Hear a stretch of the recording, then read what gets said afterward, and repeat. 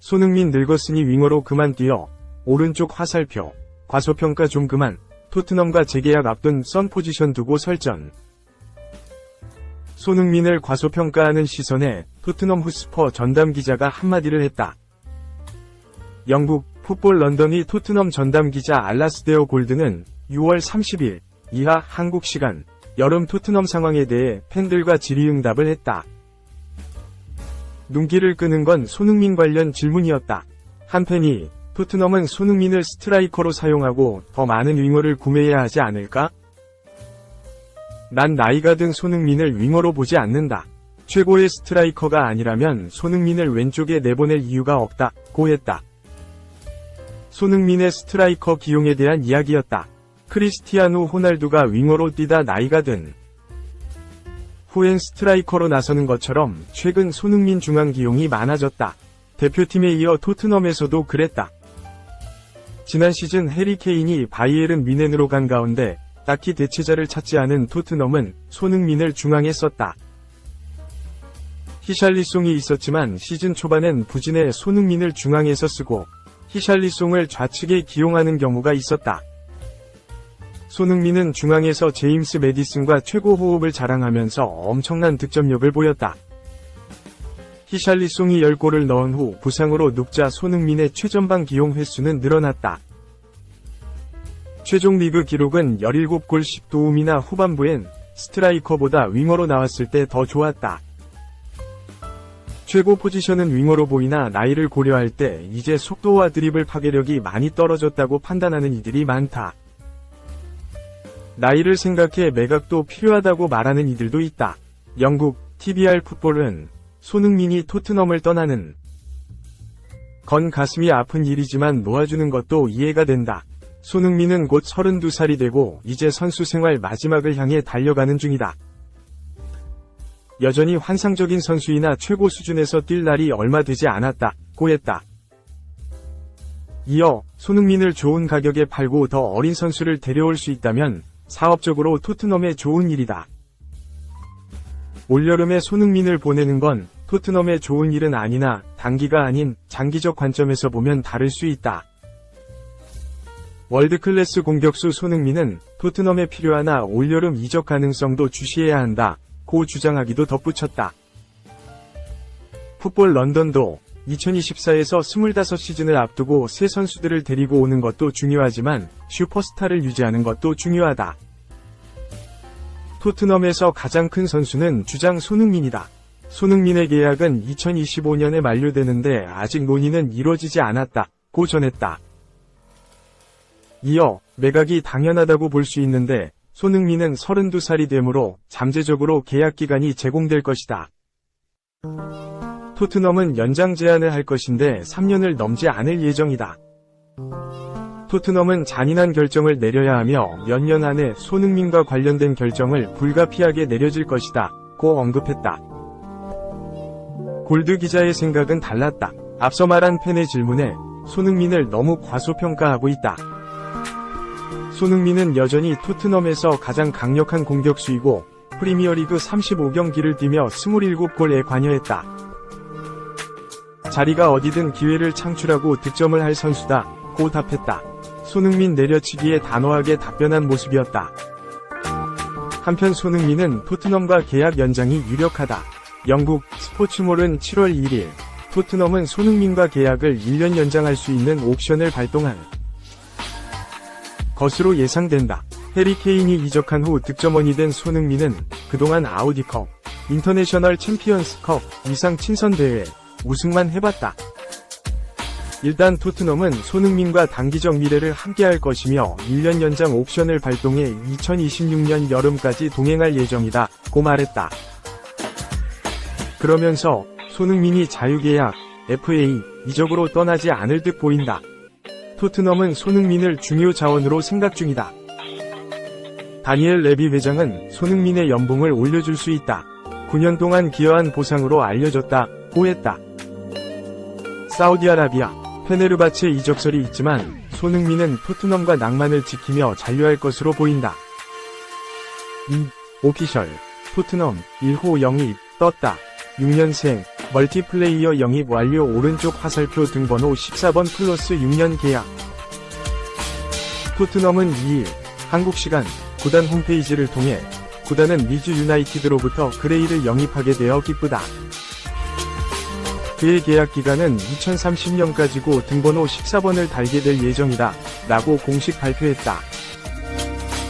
2006년생, 잉글랜드 국적의 미드필더 그레이는 리즈가 기대하던 성골 유스다. 8세였던 2014년, 리즈 아카데미에 입단해 축구를 시작한 그는 U18, U21 레벨을 단계적으로 밟으며 성장했고, 지난 2021에서 22시즌 무려 15세, 이 나이로 1군 레콜업되며 팬들의 큰 기대를 모았다. 비공식적인 데뷔전을 치른 것은 지난 2022-23 시즌이었다. 프리시즌 명단에 이름을 올린 그는 블랙풀과의 경기에서 선발 출전했고 16살이라는 어린 나이에 걸맞지 않은 노련한 플레이로 팬들을 놀라게 했다. 그리고 2023년 3월 리즈와 프로 계약을 맺으며 완전한 1군 선수로 자리 잡았다. 올 시즌을 기점으로는 완전한 주전으로 도약. 리즈의 승격 도전에 혁혁한 공을 세웠다. 2023에서 24시즌 최종 기록은 52경기 2도움. 비록 리즈는 승격 플레이오프에서 사우샘프턴에 패배하며 프리미어리그, PL, 승격에는 실패했으나 그레이 개인적으로는 가능성을 보여준 이번 시즌이었다. 이와 동시에 수많은 빅클럽들의 관심을 받았다. 특히 지난 11월엔 리버풀과 연결되기도 했다. 당시 영국 데일리 메일은 리버풀은 다음 여름 이적 시장에 그레이에게 4천만 파운드, 약 646억 원, 위제의를 준비 중이다. 그는 뛰어난 운동 능력과 미드필더, 우측 풀백 모두 소화할 수 있다는 부분에서 리버풀의 트렌트 알렉산더 아놀드와 비교되고 있는 그레이를 리버풀이 주목하고 있다, 라고 전했다. 그러나 구단의 성골 뉴스인 만큼 리즈 팬들의 입장은 강경했다. 절대로 매각해서는 안 된다는 입장이었다. 영국 풋볼 인사이더는 리즈 팬들은 만일 그레이가 매각된다면 구단의 등을 돌릴 것이라고 위협했다. 현재 그는 잉글랜드와 유럽의 일부 빅클럽으로부터 강한 관심을 이끌고 있다. 리즈 팬들은 그레이의 매각설에 분노했다. 최근 그를 매각해 구단의 어려운 재정 상황을 극복할 것이라는 소문이 제기됐다. 그러나 팬들은 해당 루머에 분노했고 이것이 실현된다면 팬과의 관계도 파괴될 것이라는 주장을 내세웠다 라고 보도했다. 거취에 대한 물음표가 여전히 지워지지 않은 상황. 이번 여름 이적 시장을 통해 PL 중하위권 팀 브렌트포드와 강력하게 연결됐다. 유럽 이적 시장 전문가 파브리시오 로마노 기자는 지난 6월 자신의 SNS를 통해 브렌트포드가 그레이 영입을 위한 구두 합의를 이뤄냈다. 구단은 선수 측과 계약 합의를 마무리하기 위해 노력하고 있으며 메디컬 테스트를 완료하고자 한다. 브렌트포드는 이적료로 3,500만 파운드, 약 611억 원을 지불할 예정이다, 라고 전했다. 그러나 협상 과정에서 이적료 지불 구조에 대한 이견을 보이며 상황은 급변하기 시작했다.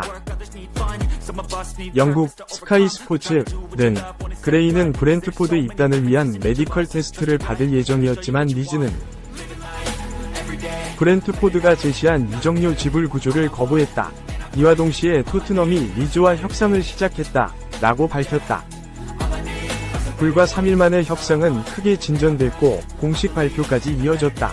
로마노 기자에 따르면 그레이의 이적료는 4천만 파운드, 약 702억 원인 것으로 밝혀졌고 그레이 영입 협상의 일환으로 조 로든이 리즈로 완전 이적한 것으로 드러났다. 그레이 역시 토트넘 합류에 대한 큰 기대감을 전했다. 그레이는 구단과의 인터뷰를 통해 토트넘은 엄청난 구단이고 그들의 제안은 거절할 수 없는 기회였다. 이곳에서 뛰는 것이 정말 기대된다. 아직 경기를 뛰고 선수단을 만나는 데에는 시간이 남아있지만 정말 기대되고 흥분된다. 토트넘의 어린 선수들과도 친분이 있고 엔제 포스테코글루 감독 밑에서 뛸 수 있다는 것이 정말 좋았다. 포스테코글루 감독은 토트넘행을 선택하는 데에 큰 요인이었다. 나는 아직 18살이고 배울 것이 많기에 좋은 감독 밑에서 뛰는 것이 정말 중요했다. 라며 이딴 소감을 밝혔다. 3. BBC 이건 수치야. 불륜, 테리도 분노. 호날두 실축에 미스티아노 페날도, 조롱 자막 비난. 2일, 한국 시간, 독일 프랑크푸르트에서 포르투갈과 슬로베니아가 맞붙은 유로 2024 16강전. 경기는 연장전까지 0에서 0으로 비겼지만 승부차기에서 3에서 0으로 이긴 포르투갈이 슬로베니아를 꺾고 8강에 진출했다. 관심을 모았던 포르투갈 주장 호날두는 이날 침묵했다. 하지만 마지막 승부차기에서 1번 키키로 나서 골을 성공시켜 포르투갈 승리의 발판을 마련했다. 이로써 포르투갈은 킬리안 음바페가 이끌고 있는 프랑스와 맞붙게 됐다. 프랑스는 얀 베르통원의 자책골을 덕분에 벨기에를 1에서 0으로 꺾었다. 흥미로운 장면은 연장 전반 14분 나왔다. 포르투갈 공격수 디오고 조타가 얻어낸 페널티킥 키커로 나선 호날두가 찬 공이 상대 슬로베니아 골키퍼 얀 오블락의 선방에 막힌 것이다. 오블락은 호날두의 슈팅 방향을 정확하게 예측, 공을 쳐냈다.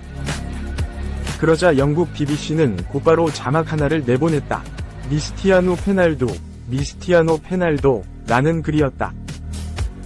크리스티아노 호날두, 크리스티아노 로널도가 페널티킥을 놓쳤다. 미스는 의미를 호날두가 합성한 것이다. 일종의 조롱 자막이었다. 그러자 테리는 자신의 소셜미디어, SNS를 통해 BBC 이건 수치스러운 일이야 라고 영국 BBC를 질타했다. 경기를 보고 있던 테리가 깜짝 놀라 올린 글이었다. 테리는 잉글랜드는 물론 첼시에서 전설적인 센터백이었다.